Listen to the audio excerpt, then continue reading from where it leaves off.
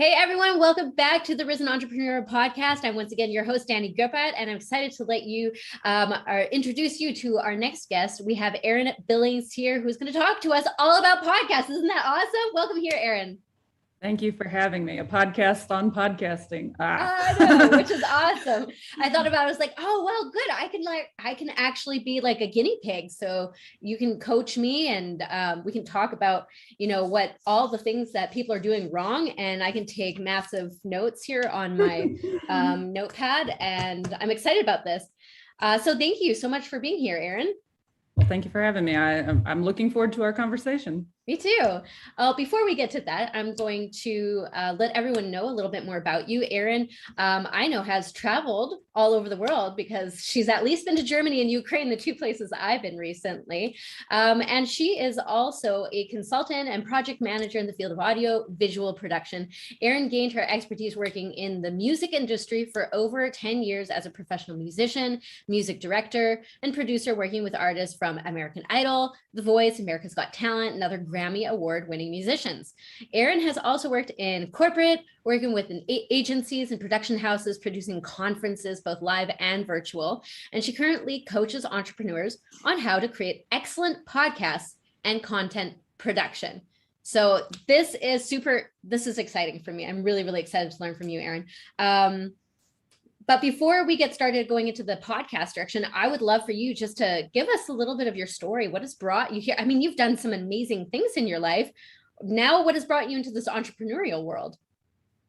Well, I think a little bit differently. I think that the artist world is very entrepreneurial. You have to think like a business person to put yourself out, to put your music out, to organize tours, to make sure that you have all of the production gear and everything that goes into being an artist. It's all entrepreneurial.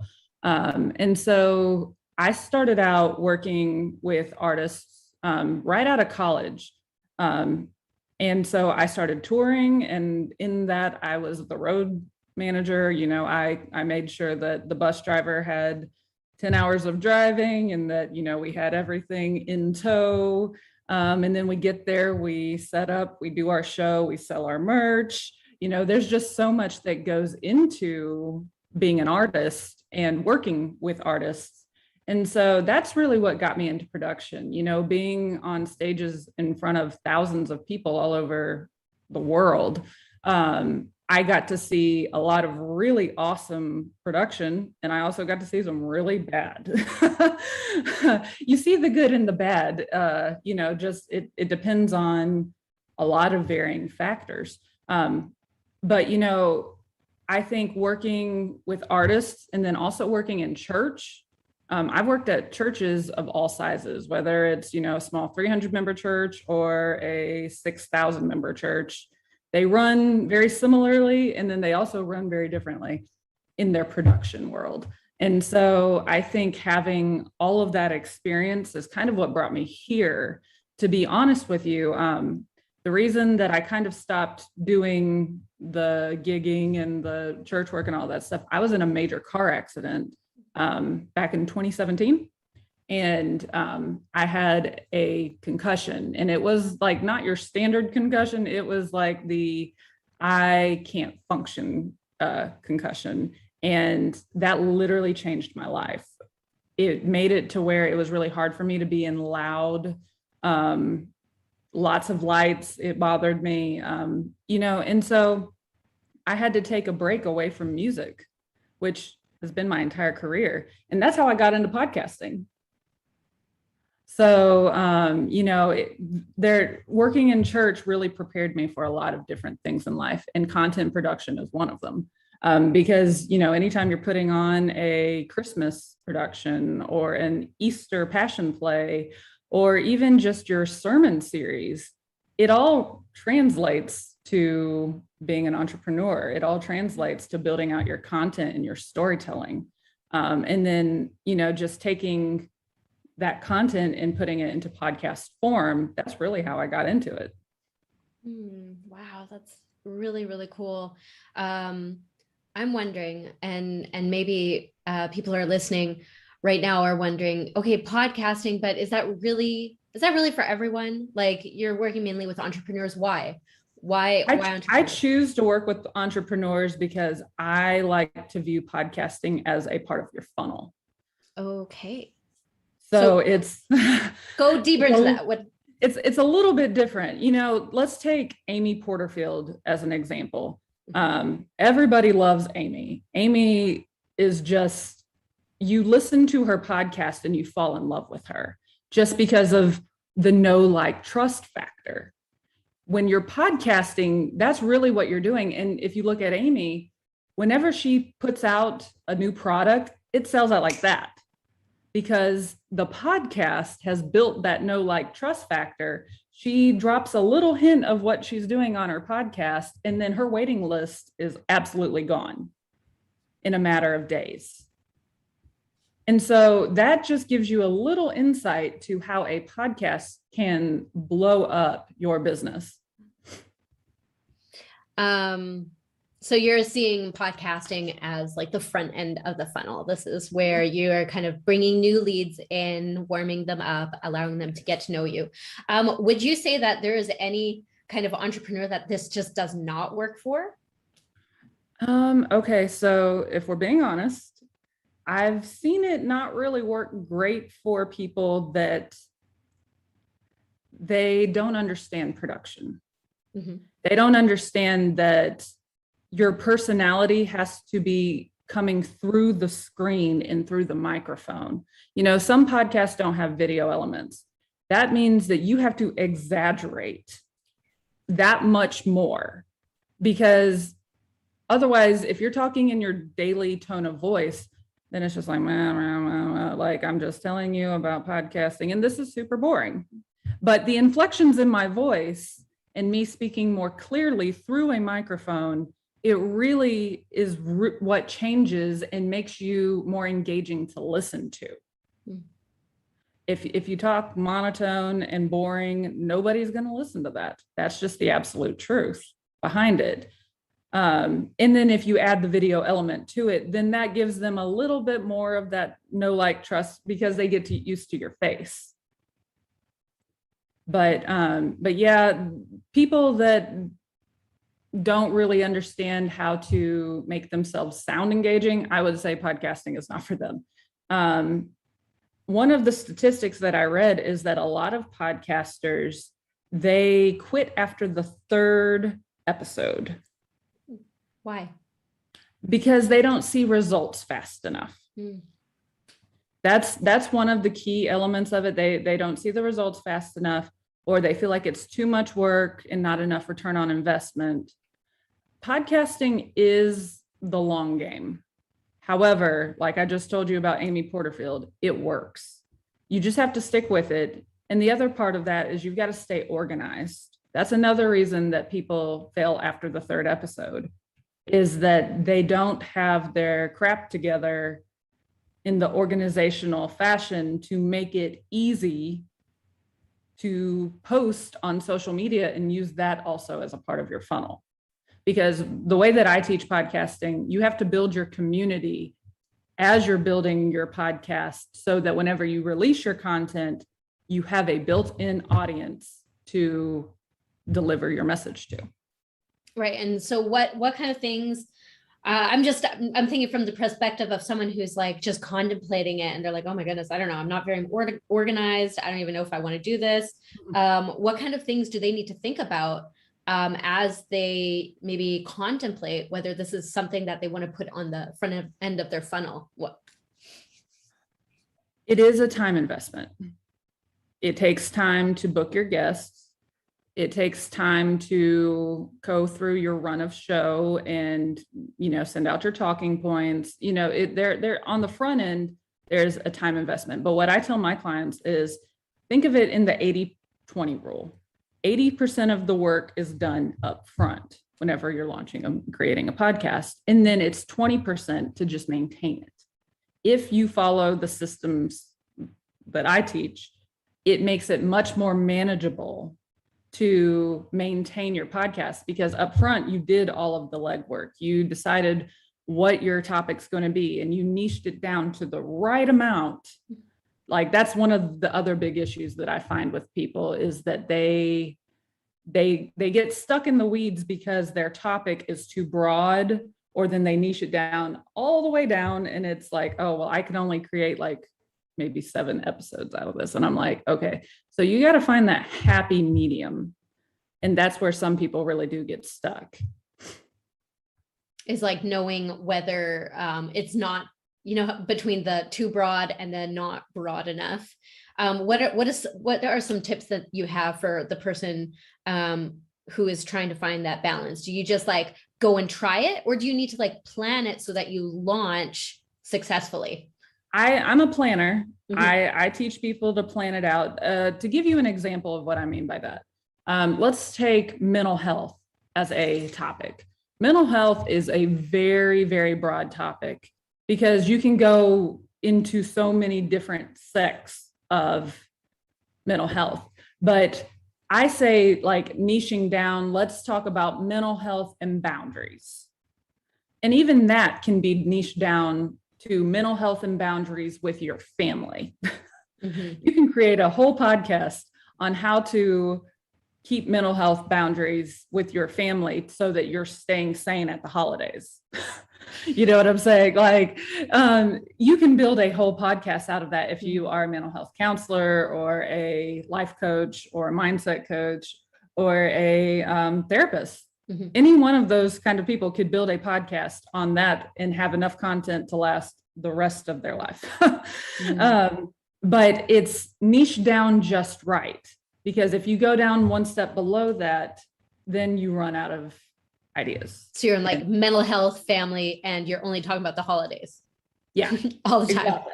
And it's like, okay, well, that's a great podcast if you're just releasing in November and December of every year. However, if you want to keep it a year-round thing, then mental health, boundaries, and family, that'll get you right.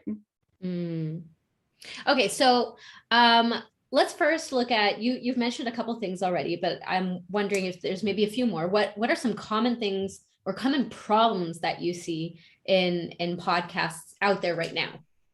Okay. So one of the biggest common problems that I see is bad audio. Bad audio. That's and as a professional musician, I'm the worst person. Even, I mean, I listen to things on the radio and I'm like, I hear click bleed. And so, that just tells you the level of my ear training. Not everybody has my level of ear training. So I always tell people, don't get stuck there. However, there are some things that you can do to fix bad audio.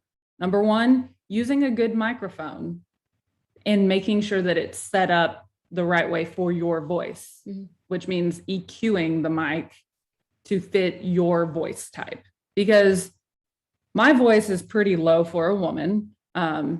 But there are other women that talk like this, and this is just the range of their voice. Our EQs are going to be different. It's just like when you're talking in musical terms, you have sopranos, altos, and tenors. You're not going to EQ each one of them the same way. It's the same thing with talking voices. You've got to make sure that your microphone is EQ'd in a fashion that is highlighting your voice rather than detracting and becoming a distraction. Another thing that drives me up the wall when it comes to audio is when I tell people, if you're going to use something like Zoom, always put your phone on airplane mode. If you're using any kind of cloud-based recording software to record your podcast, so that means Zoom, that means Riverside.fm, Descript, Squadcast, any of those, even Crowdcast, anything that you use an internet browser to record for, turn your phone off. Because what happens is if you get a text message, you get, not only do you get the vibrating sound of your text message, but you also get some interference. And so if you're listening to a podcast and you hear it kind of go like one of those weird sounds, that's somebody's phone going off. Gotta turn my phone off, everyone. So that's definitely one of those things where it's easily preventable, but some people just don't know. And so they can't fix what they don't know. So that's always one of my big tips. If you're going to use an internet browser based recording software, check your phone, check your computer. All of your notifications need to be turned off where nobody can get you and interrupt the recording process. So audio is a big thing because the way that I tell people that a production or a podcast episode or any kind of service is done well is the limited distractions. So if you're getting audio interference or low bit rate quality, that's a distraction and people turn you off. And so, it's tolerable for like 1 or 2 times, but if it's happening consistently through an episode, that's where you've got to start looking, okay, well, I know that Squadcast is better than this, because Squadcast will export as stems. So if somebody has a cat, which this is real life, this happened on my podcast. Somebody had a cat in the background meowing the entire episode. I was able to mute the cat. Wow. I almost listed him as a guest speaker. The cat. So much. Wow. Right. So something like that is a great tool, whereas something like Zoom, it exports as one stem. So that's why I tell people these are things to think about whenever you're having guests. Like audio quality matters. I tell my guests on my podcast, okay, so make sure you're using some form of microphone and you can't use Beats or AirPods because Bluetooth will cause interference as well. Beep, beep. Mm-hmm. Yep. So you always want wired earphones. There's so many different little tips like that that people just don't know. And so that's why I like to tell them. Yeah, absolutely. There's like multiple things in there that I never thought about. And I'm like, all right, hey, good thing I'm using wire. I'm doing something right. Got a microphone. Yes, you are. Okay. Yes. Okay. Let's talk about the production. Like what makes it a podcast really excellent, enjoyable to listen to? Besides, we know, okay, audio quality. Yeah. But what are some other things? Okay. So I call it, well, this is the industry term for it, a run of show.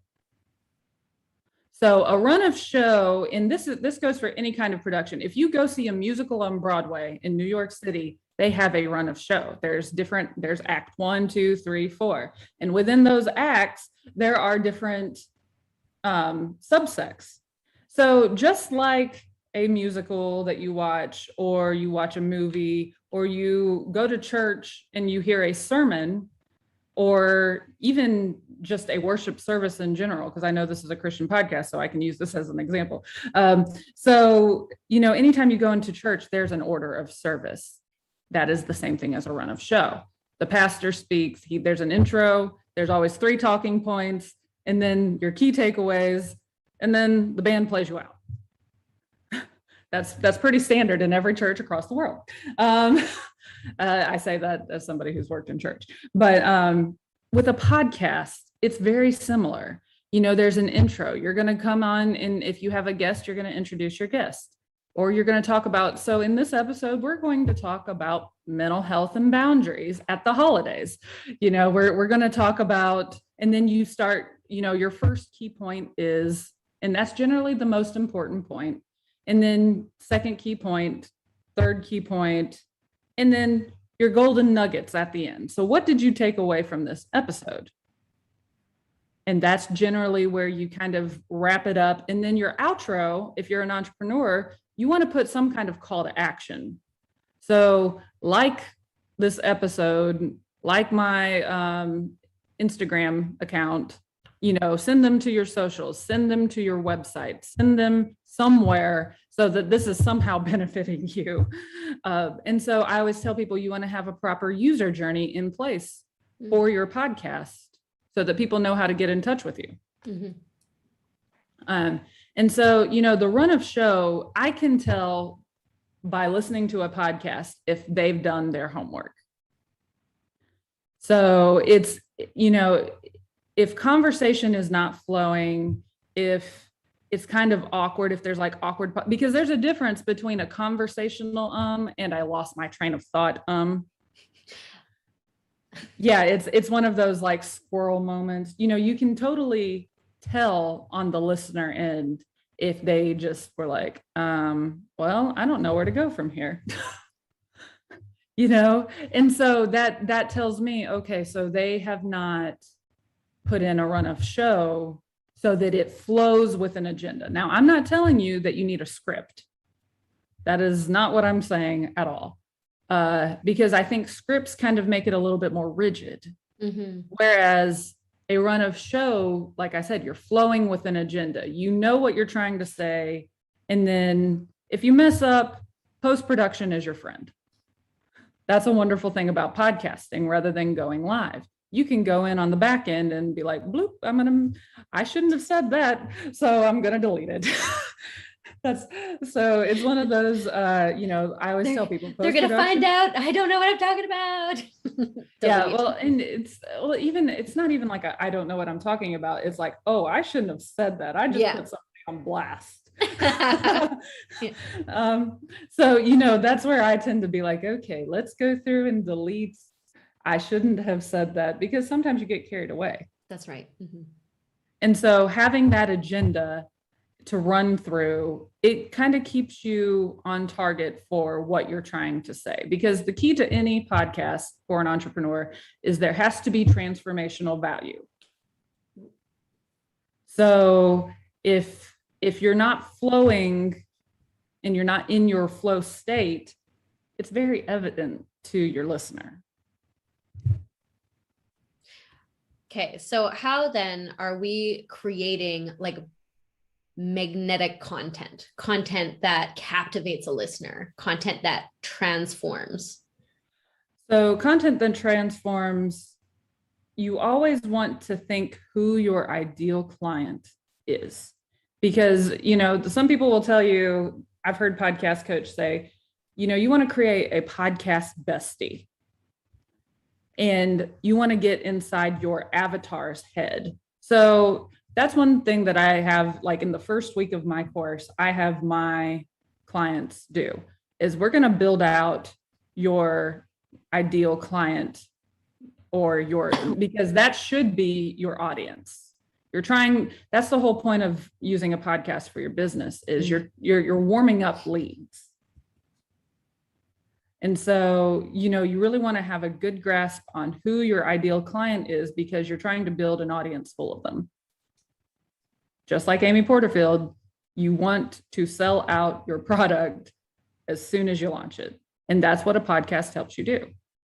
So the transformational value, it depends on what kind of coach you are. If you're coaching people on mindset, you want to bring on a guest that you've worked with to show the transformation in their life. I have a client who is a parenting coach. And so she brings on people that she's worked with so that you can see how her parenting skills have changed. And now that's impacting her children. I have another client who is a subconscious release therapist, which is really cool technique. And it helps align your subconscious with your conscious, which allows you to manifest better. And it also helps you manifest in your relationships, your money matters, there's just so many different things that it helps. Well, she brings people on to do an actual session with them, and it helps kind of clear their energy. And so people can go back and listen to that. And it's like, okay, so I need to get rid of some money blocks today. I'm going to go listen to her podcast where she talks about, clearing all of those subconscious programmings that sometimes hold us back. That's transformational value, because Lord knows I'm going to go listen to it every time. Okay, well, I need to get rid of some daddy issues, some mommy wounds. Let's go listen to that episode where I can, kind of get my head on straight. That's transformational value. So when you're trying to create magnetic content, think about what you do in your business and then just do a small little excerpt on your podcast so that people get just enough of it that they want more. Always leave them wanting more. Always leave them wanting more. All right. I guess that my next applies to music too. Oh, interesting. Okay. Yeah, because you want them to keep buying your albums and downloading your songs and listening to them over and over. Encore. If you're doing a live show, you want that encore. Like that's right. Okay. I guess my next question is, oh my goodness, there are so many podcasts out there. Isn't it a little oversaturated? No. I do not. Podcasting is, I think, going to blow up even more. Oh, okay. Because think about podcasting versus YouTube. YouTube is oversaturated. So I think podcasting, there's a lot of statistics out there that you can look up, and I'm not going to even pretend like I can quote them verbatim because, like I said, I've had some traumatic brain injury issues. And so my memory is not, but what I can tell you that I know is that podcast listeners are very good about buying what they hear on ads on podcasts. They are more likely to go follow you on social media. There are statistics, I think on Buzzsprout that I saw, or Oberlo, I cannot remember. It's on one of those two websites where they give statistics, and they talk about how podcast listeners are definitely more of a loyal audience base, because they will hear, they'll hear you talk and then they'll go to your social media and follow you. And then they're more likely to buy your products. Do you think it's because like the type of person who listens to podcasts perhaps is more into like education? I mean, YouTube has how-tos, but it's also very like, very entertainment. There's differences between YouTube and podcast content, because podcasters tend to be better multitaskers. So think about when you listen to podcasts. I listen to podcasts when I'm cleaning my house.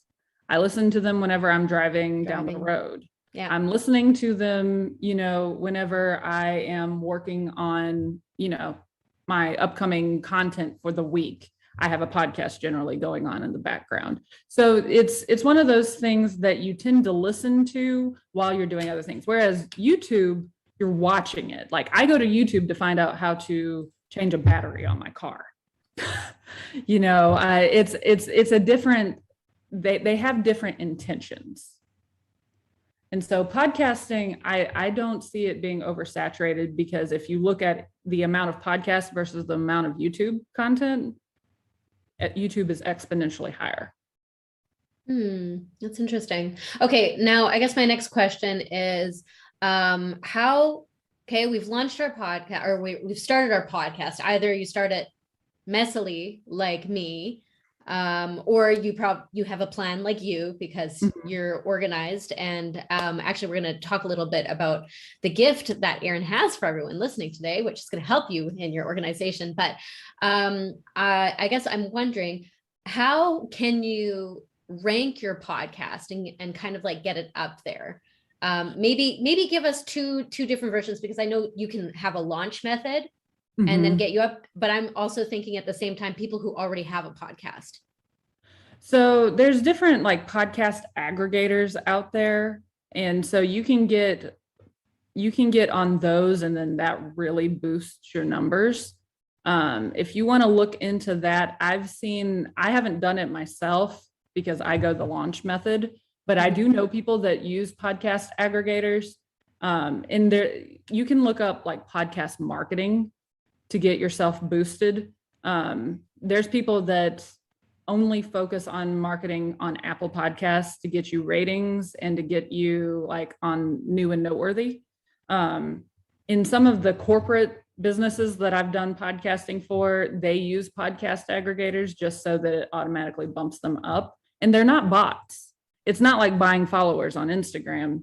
It's not like they're real people, but you just pay essentially to get on those podcast aggregating sites. Then people go listen and review and all that kind of fun stuff. So that's one way of doing it. And that generally involves money.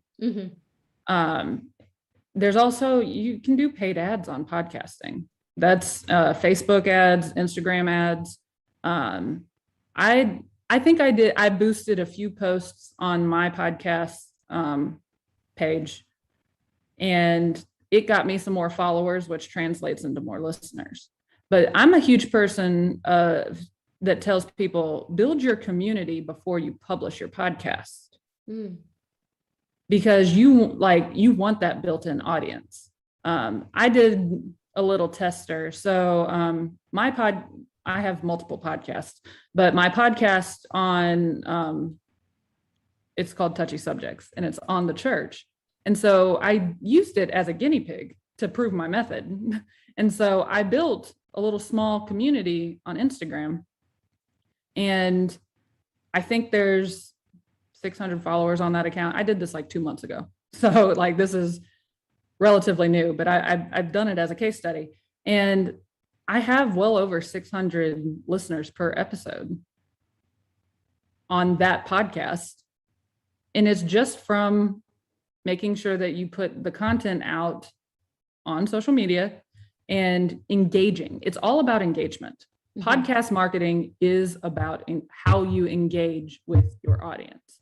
So, they tell you, like, the Instagram gurus will be like, make sure that you respond to everyone that comments. And that is true, because the Instagram algorithm will reward you for it.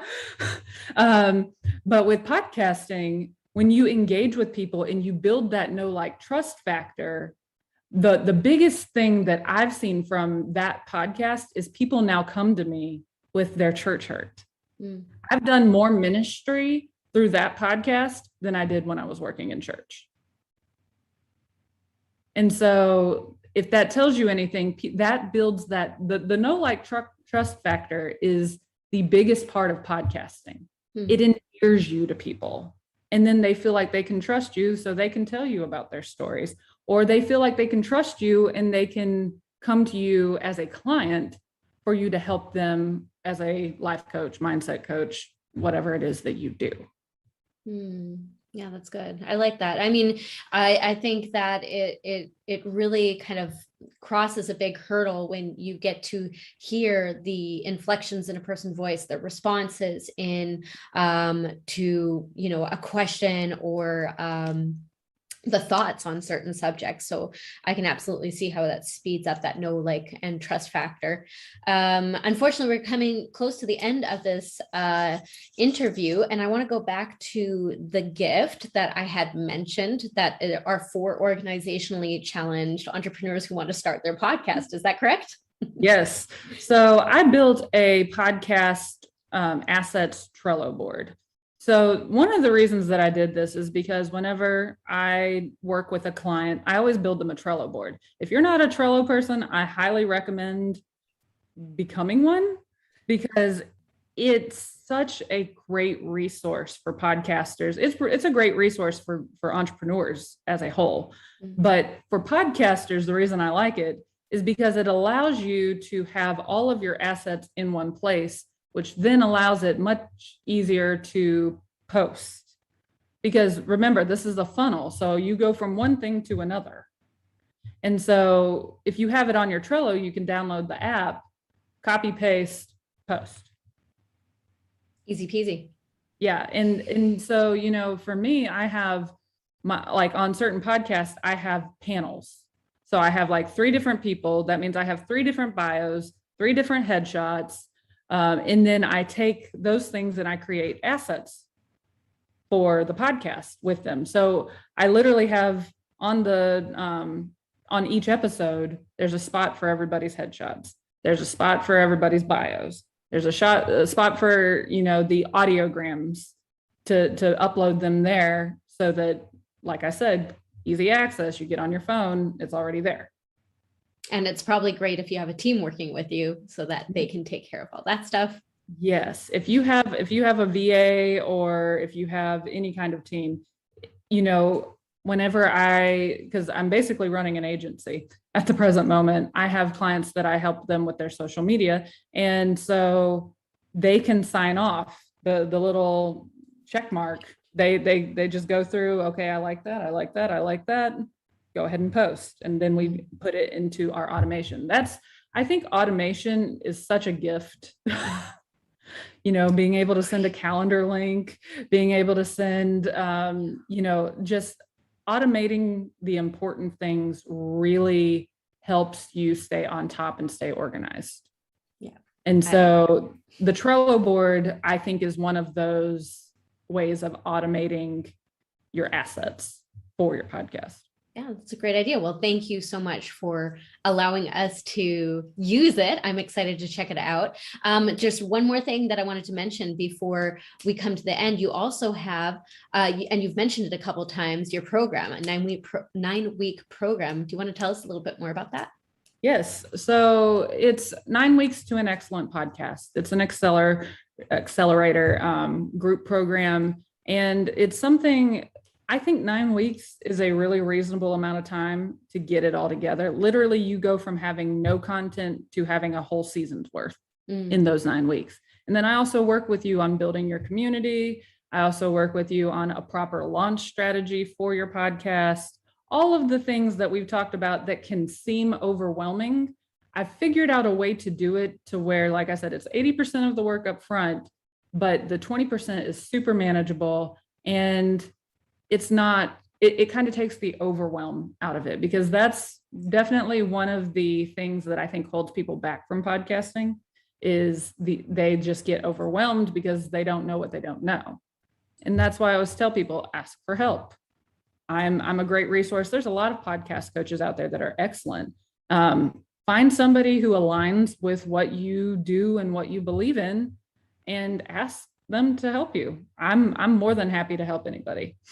Awesome. Well, thank you so much, Erin. Everyone who's listening, you will see those links in the show notes, wherever you're listening to this, whether it's on Facebook, the links to your gift, your awesome Trello board, and the link to the 9-week accelerator is going to be there. And I also want to mention that Erin's going to be one of our speakers at our upcoming Risen Messenger conference, which I'm really excited for. It's actually coming up really, really soon. You can grab your free ticket also in the links below. I would love to see you there. And if you want to go a little bit deeper with Erin on podcasting, she has a special session, a session dedicated just to that. Erin, thank you so much for your time and for your wisdom and for your teaching and your coaching today. No problem. I can't talk. I really appreciate it. Thank you for having me. It's okay. I've done so many interviews, and like half of them, I'm always like tripping up my words or sounding like I'm silly, but that's just the way I am. I trip up over my words. Maybe. Like I said, post-production is your friend. It's true. Just mute it. Anyway, and I also want to thank you, everyone who's hanging out with us today and listening. Thank you for investing your time with us. And I just want to honor you for that as well, choosing to be here today and listening. We'll look forward to seeing you in the next podcast session. Have a great day, everyone. Bye-bye.